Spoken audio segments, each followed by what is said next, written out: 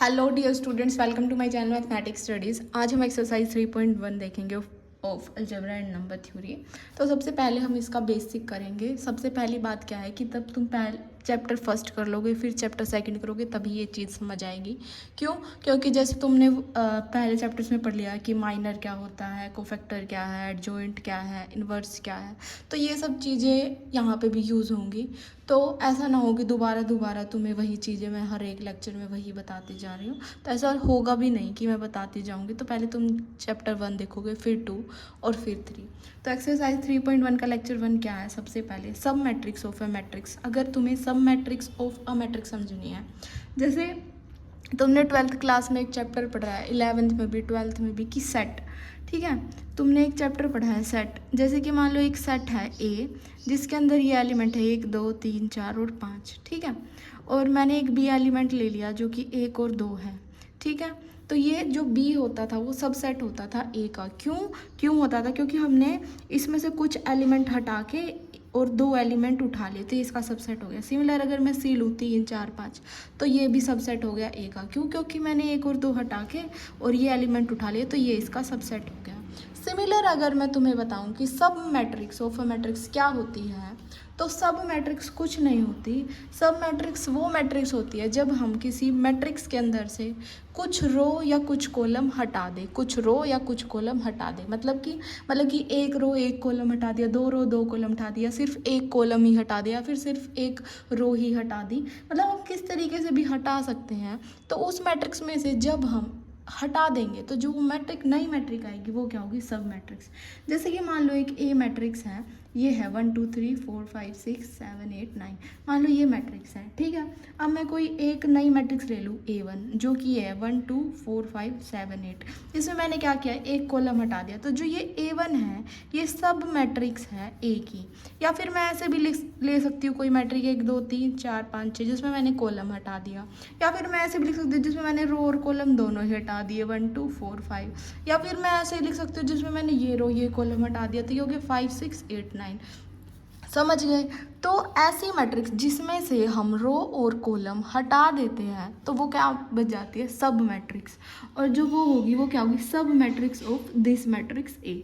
मतलब एक ए मैट्रिक्स है, उसमें से कोई रो, कुछ रो और कुछ कॉलम अगर हम हटा देंगे तो वो क्या हो जाएगी? सब मैट्रिक्स। उसके बाद क्या है कंसेप्ट? माइनर। माइनर जो है वो तुमने वैसे पढ़ लिया है। जैसे कोई वैसे मैं यहाँ पर समझाती हूँ जो तुमने ऑलरेडी पढ़ लिया है। जैसे कि मान लो कोई एक ए मैट्रिक्स है, यही लगा लो 1 2 3 4 5 6 7 8 9। ठीक है, अगर तुम माइनर निकालते थे और फिर उससे कोफैक्टर निकालते थे, लेकिन अभी सिर्फ तुम्हें क्या निकालना? माइनर। ठीक है, तो माइनर कैसे निकालते थे तुम? माइनर इस तरीके से निकालते थे। मान लो A11 निकालना है, तो ये 1 1 छोड़ के इसकी मल्टीप्लाई इसके साथ, मतलब कि 45 माइनस 48 अच्छी 48, हाँ, तो ये हो जाता था। ये क्या होता है? ऐसे A11 A12 ये ऐसे निकालने सिखाए थे। तुम बोलोगे -1 नहीं, वो तब निकालते हैं जब कोफैक्टर निकालना हो, -1 की पावर, तब कहते हैं तब कोफैक्टर निकालना हो। लेकिन अगर माइनर निकालना है, वैसे इसको M11 लिख लो। ठीक है, अगर सिर्फ तुम्हें माइनर निकालना है तो तुम क्या करोगे? जैसे M11 निकालना है तो 1 रो और 1 कॉलम छोड़ दोगे और इसकी मल्टीप्लाई इससे। मान लो तुम्हें M12 निकालना है तो 1 और 2 छोड़ दोगे, तो हो जाएगा 4 9, ये हो जाएगा 4 6 7 9। फिर इसका डिटरमिनेंट निकाल लोगे। तो ये होता था माइनर ऑफ अ मैट्रिक्स। लेकिन यहाँ से तुम्हें एक चीज़ और बताती कि जो माइनर होता है ना, वो हम सिर्फ और सिर्फ स्क्वायर मैट्रिक्स का निकाल सकते हैं। किसका निकाल सकते हैं? स्क्वायर मैट्रिक्स का हम माइनर निकाल सकते हैं। तुम बोलोगे अच्छा ठीक है। मान लो कोई मैट्रिक्स है जो कि m/n की है, तो ये तो स्क्वायर नहीं है। क्यों? क्योंकि इसमें नंबर ऑफ रोज और नंबर ऑफ कॉलम बराबर नहीं है। तो ऐसे केस में हम क्या करेंगे? ऐसे केस में हम वहाँ से स्क्वायर मैट्रिक्स ले लेंगे। मान लो तुम्हारी कोई ऐसी मैट्रिक्स है A11 A12 A13 A14 A21 A22 A23 A24 A31 A32 A33 A34। ठीक है, ये है 3 रो है और 4 कॉलम, तो 3/4 की ये मैट्रिक्स है मान लो। ठीक है, तो अगर तुम इसका माइनर निकालोगे तो तुम्हारे 4 केस बन सकते हैं। क्या? कि तुम ये छोड़ दो और इन तीनों को ही ले लो बस। सिर्फ इन तीनों को ले लो। या फिर एक केस बन सकता है ये छोड़ दो, इन तीनों को ऐसे लिख दो, ये छोड़ दो या फिर इन तीनों को लिख दो, या फिर ये छोड़ दो इन तीनों को लिख दो। समझ गए? तो ये फिर तुम इस चीज़ का माइनर निकालोगे। ठीक है। अब यहाँ पे एक कंसेप्ट आएगा रैंक। क्या आएगा? रैंक। रैंक किस तरीके से निकालोगे? अभी एक बात बता देती हूँ मैं तुम्हें। जैसे मान लो तुमने एक मैट्रिक्स ली, ठीक है, और उसका डिटर्मिनेंट सोल्व किया और वो नोट 0 आ गया, तो उसकी जितना उसका ऑर्डर होगा उतनी उसकी रैंक होगी। मान लो एक 3x3 ऑर्डर की मैट्रिक्स ली मैंने, ठीक है, और मैंने इसका निकाल दिया डिटर्मिनेंट, और जो डिटर्मिनेंट है वो नॉन ज़ीरो आ गया, तो जो इसकी रैंक होगी उस मैट्रिक्स की, ये रो है जिसको रैंक बोलते हैं, तो रैंक होगी वो 3 होगी। ठीक है, तुम बोलोगे ठीक है। तो क्या 3/4 टाइप की तुम रैंक निकाल सकते हो? तुम बोलोगे नहीं, क्योंकि स्क्वायर वाले की ही निकालेंगे। तो एक छोड़ोगे बाकी के 3 लोगे, एक छोड़ोगे बाकी के 3 लोगे, एक छोड़ोगे बाकी के 3 लोगे। तुम बोलो कि अगर 3/3 का डिटरमिनेंट 0 आ जाए, फिर क्या करेंगे? फिर क्या करोगे? 2/2 की मैट्रिक्स उठा लोगे। मतलब ये मान लो ये रो और ये कॉलम छोड़ दिया, ये 4 लेके देख लिए, कोई और 4 लेके देख लिए, कोई और 4 ले लिए, कोई और 4 ले लिया, ये छोड़ दी, ये 4 ले लिए। तो हम 4 मतलब कि 2/2 ऑर्डर की मैट्रिक्स उठा के देखेंगे हर एक। अगर उनमें से एक भी मैट्रिक्स का जो डिटर्मिनेंट है वो नॉन ज़ीरो आ गया, तो उसकी रैंक वही हो जाएगी। कितनी? 2 ऑर्डर की हो जाएगी। एक बार अच्छे से समझाती हूँ। अभी के लिए मैंने तुम्हें सब मैट्रिक्स सिखा दिया है कि अगर मैट्रिक्स से हम कुछ रो या कुछ कॉलम हटा दें तो जो वो बचती है वो सब मैट्रिक्स होती है। माइनर समझ लिया तुमने। अब मैं तुम्हें समझाती हूँ कि रैंक क्या होती है। अभी मैंने तुम्हें एक चीज़ तो बता दी, जैसे मैं मैं तुम्हें पहले एग्जाम्पल करा दूँ, पहले एग्जाम्पल करा दूँ। जैसे एग्जाम्पल 1 दे रखा है, ठीक है, ये बोल रखा है कि फाइंड द रैंक। मैंने क्या बताया तुम्हें अभी तक? मैंने तुम्हें सिर्फ ये बताया है कि सबसे पहली बात स्क्वायर मैट्रिक्स की निकलेगी रैंक, फिर उसके बाद क्या होगा, उसका डिटरमिनेंट निकालोगे। अगर उसका डिटरमिनेंट नॉन ज़ीरो आ गया, मान लो मैंने ये ली, इसका डिटरमिनेंट निकाला, अगर नॉन ज़ीरो आ गया तो इसकी रैंक 3 ही हो जाएगी। क्यों? क्योंकि ये 3/3 ऑर्डर की मैट्रिक्स है। ठीक है। अगर क्या हो कि इसका डिटरमिनेंट 0 आ जाए, तो फिर तुम क्या करोगे? तुम कोई भी ऐसे 2/2 ऑर्डर की मैट्रिक्स लेके देखोगे। फिर अगर वो भी सारी की सारी 0 आ गई तो 1 ऑर्डर की देखोगे, लेकिन कोई भी एक अगर नॉन ज़ीरो आ गई तो उसकी रैंक कितनी हो जाएगी? 2 हो जाएगी। जैसे मैं इसका डिटरमिनेंट निकाल के देखूँ तो 0 0 1 0 2 0 1 0 1 प्लस माइनस प्लस, तो ये तो 0 0 ही है, तो ये बचेगा 1 1 इंटू 2 माइनस 0। तो यहाँ से जो वैल्यू आई वो आई 2, जो कि नॉन ज़ीरो है। इसका मतलब क्या होगा कि जो ये रैंक है, जो ये मैट्रिक्स है ए, इसके जो रैंक है वो कितनी होगी? 3, क्योंकि जो इसका डिटरमिनेंट सॉल्व करने के बाद नॉन ज़ीरो है, तो जो रैंक ऑफ ए है वो कितनी हो जाएगी? 3 हो जाएगी। ठीक है। अब एग्जाम्पल 2 देखो। एग्जाम्पल 2 क्या कहता है कि find the rank of matrix A. इसकी मैट्रिक्स निकालो। अब पहले क्या करूँगी? मैं इसका डिटरमिनेंट सोल्व करूँगी। ठीक है। तो इसका डिटरमिनेंट अगर मैं सोल्व करूँगी 1 2 3 3 2 1 1 1 1, तो इसका डिटरमिनेंट सोल्व करूँगी तो प्लस माइनस प्लस, तो 1 2 minus 1 minus 2 3 minus 1 plus 3 3 minus 2। ठीक है। तो 2 माइनस 1 इंटू 1 माइनस 2 2 ज़ा 4 प्लस 3, ये कितना हो गया? 0 हो गया। अब यहाँ पे क्या हुआ कि जब तुमने ए जो मैट्रिक्स है उसका डिटरमिनेंट निकाला तो वो तो 0 आ गया। इसका मतलब क्या हुआ कि इसकी जो रैंक है वो 3 नहीं होगी। क्यों? क्योंकि इसका डिटरमिनेंट 0 आ गया। 3 नहीं होगी तो फिर हम क्या लेंगे? कोई 2/2 ऑर्डर की मैट्रिक्स उठाते हैं, फिर उसमें देखते हैं अगर वो नॉन ज़ीरो आ गई तो उसकी उतनी रैंक हो जाएगी, और नॉन ज़ीरो नहीं आई, 0 आ गई, तो फिर एक ऑर्डर की लेंगे। पहले अब देखते हैं, जैसे ये उठा लो, तो ये तो हो नहीं सकता, तो लिखो कि जो रैंक ऑफ ए है वो 3 तो हो नहीं सकती, मतलब कि होगी 3 से लेस। हैंस जो रैंक ऑफ ए है वो 3 से कम होगी। तो बोलोगे ठीक है। अब 2/2 ऑर्डर की मैट्रिक्स उठाओ, या फिर जिसको हम बोल सकते हैं कि माइनर उठाओ 2/2 ऑर्डर का। Consider minor of order 2। तो ये उठा लो जैसे, 1 2 3 2। अब तुम बोलोगे कि आपने इसको माइनर क्यों बोला है, क्योंकि जैसे मान लो ये एक तरीके का माइनर ही तो है, इसमें मैंने थर्ड रो थर्ड कॉलम छोड़ दिया, तो ये M33 ही है ना, तो इसलिए माइनर। ठीक है, जैसे इसके मल्टीप्लाई करो 2 2 जा 4 माइनस 3 2 जा 6 माइनस 2 आ गया, जो कि नॉन ज़ीरो है। इसका मतलब क्या हो गया कि हमने 2/2 ऑर्डर की मैट्रिक्स ली और वो नॉन ज़ीरो आ गया, तो इसका मतलब जो रैंक है इस मैट्रिक्स का वो कितना है, 2 है।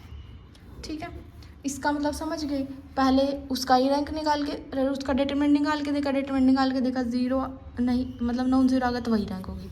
अगर ज़ीरो आ गया फिर उससे कम ऑर्डर की मैट्रिक्स से निकालो। मान लो तुमने ये सारी दो करके तुमने 2/2 ऑर्डर की ले ली और सारी की सारी ज़ीरो आ गई, फिर तुम क्या लेते, ऐसे 1, फिर इसका 1 ऑर्डर तो हो ही जाता। क्यों, क्योंकि नॉन ज़ीरो जो मैट्रिक्स होती है उसका कम से कम एक ऑर्डर तो होगा ही, सिंपल सी बात है। क्योंकि अगर ये पूरी ही ज़ीरो हो गई तभी तो ऐसा पॉसिबल है कि जो इसकी रैंक है वो ज़ीरो हो। अगर एक भी एलिमेंट होगा इसमें तो 1/1 ऑर्डर की तो वो होगी, इसका मतलब उसकी रैंक 1 तो होगी ही एटलीस्ट। ठीक है, तो ये तो एग्जाम्पल 2 था। अब मैं तुम्हें दोबारा से रैंक की डेफिनेशन पे लेके चलती हूँ कि रैंक की डेफिनेशन अब मैं किस तरीके से लिखूँ। क्यों, क्योंकि मैंने मैथमेटिकल टर्म्स में तुम्हें समझा दिया है, अब डेफिनेशन अगर लिखनी आएगी तो किस तरीके से होगी। तो लेट ए हमारे पास AIJ टाइप के एलिमेंट की M/N क्रॉस की मैट्रिक्स है, BN M/N non zero matrix. then non-negative integer R is said to be the rank of A। अब तुम बोलोगे क्या लिख दिया, non negative integer R is said to be the rank of A, क्या है इसका मतलब? इसका मतलब ये है कि जो रैंक है वो नॉन नेगेटिव पॉजिटिव ही होती है। ऐसा तो है नहीं कि रैंक -1 आ गई, क्योंकि किसी का ऑर्डर -1 होता है नहीं, ऑफ कोर्स। तो नॉन नेगेटिव इंटीजर है, आर क्या है, ये रैंक है। मतलब कि कोई एक मैट्रिक्स है M/N की नॉन ज़ीरो मैट्रिक्स है, क्योंकि अगर सारी ज़ीरो होगी तो उसका रैंक भी ज़ीरो ही हो जाएगा, तो कॉमन सेंस है। तो हमने एक मैट्रिक्स लिया है ए, जो कि AIJ M/N की है, वो नॉन ज़ीरो मैट्रिक्स है, तो उसका आर रैंक होगा उस मैट्रिक्स ए का। कब, अगर पहली condition A has at least one non-zero minor of order R। किसी का, मान लो किसी का जो रैंक है R है, ठीक है, किसी का जो रैंक है R है, जैसे इसका रैंक था ना, इस क्वेश्चन का रैंक 2 आ गया था, इसका रैंक 2 आ गया था। इसका मतलब क्या हुआ कि एक जो माइनर मैंने कोई कंसिडर किया है ना, कम से कम एक माइनर तो ऐसा है जिसका डिटरमिनेंट नॉन ज़ीरो है। A has at least one non zero minor of order r. अगर किसी की रैंक आर आई है या फिर 2 आई है तो कम से कम उसके पास एक माइनर तो ऐसा पक्का होगा जिसका डिटरमिनेंट नॉन ज़ीरो है। समझ गए, ये फर्स्ट कंडीशन है। सेकंड क्या है, अगर आर नॉन ज़ीरो है, मतलब कि अगर मान लो जो रैंक है ए की वो 2 है, इसका मतलब पक्की बात क्या है कि जो रैंक को, जब तुमने 3/3 ऑर्डर की मैट्रिक्स का डिटरमिनेंट निकाला होगा तो वो पक्का क्या आया होगा, 0 आया होगा। अगर यहाँ पे 2, अगर मैंने 2 रैंक लिखी है तो पक्का 3/3 ऑर्डर की जो मैट्रिक्स होगी उसका डिटरमिनेंट 0 आया होगा। इसका मतलब अगर यहाँ पे आर ऑर्डर की क्या है, आर ऑर्डर की, इसकी आर रैंक है, सॉरी इसकी आर रैंक है, तो एक माइनर ये होगा और R+1 जो होगा, तो every minor of R+1 of A is 0। ठीक है, तो वो क्या होगा, 0 हो जाएगा। अगर R उसका R जो उसकी है वो रैंक है तो R+1 वाली टर्म्स होगी 0 होगी। अभी एग्जाम्पल से भी पता चल गया। ठीक है, तो ये क्या होती है, रैंक ऑफ अ मैट्रिक्स। या फिर हम क्या भी बोल सकते हैं कि रैंक क्या होता है, rank of a matrix is the highest order of a non zero minor of the matrix. तुम बोलोगे अभी ये क्या है? ये है highest order non zero minor का मतलब कि सबसे पहले तुम 3/3 का ही देखोगे। अगर वो नॉन ज़ीरो आ गया ना तो उसकी रैंक वही होगी। 3/3 हाईएस्ट ऑर्डर देखा लेकिन वो ज़ीरो आ गया, फिर उससे एक कम जो हाईएस्ट हो सकता है फिर वो देखोगे, फिर वो नॉन ज़ीरो आ गया तो उसकी रैंक वही होगी। इसका मतलब कि highest order of non zero minor जो होगी वही रैंक होगी। ठीक है, अब इसके कुछ प्रॉपर्टी लगा लो, वो होती हैं। ठीक है, अब प्रॉपर्टी देखो।